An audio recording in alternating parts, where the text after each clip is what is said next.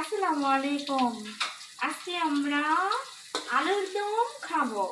আর এটা হয়েছে গিয়ে আমার ভাবজানির জন্য কি রে মুরগি ভাজা।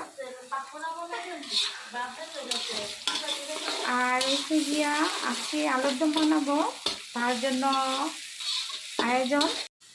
পেঁয়াজটা এখনো ভাজা হয় নাই, তাড়াতাড়ি করে আমরা তারপরে দিয়ে দিলাম টমেটোটা হইয়া গেলে দায়াম মশল দিয়ে আদা রসুন।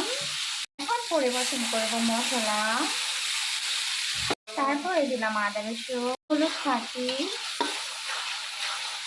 দিলাম, মরিচের ফাঁকি, তারপরে একটু নাড়াচাড়া, তারপরে স্বাদ মতো লবণ, তারপরে সামান্য পানি, আবারও নাড়াচাড়া করে দিলাম তেজপাতা, গরম মশলা। কি সুন্দর বাসনা বেরিয়েছে, খেতে জানি কেমন লাগে। এখানে আবার তৈরি করতেছি জুসটার নাম কি? বিটরুট। চলে আসলাম নাড়াচাড়ায়। আরে মশলা তাড়াতাড়ি হয়, ইফতারির সময় হয়ে যাচ্ছে। এই যে আলু বাইসা থুইছি, এখন এই তো ঢেলে দিলাম।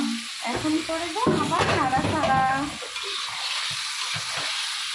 এই কালারটা সেই হয়েছে।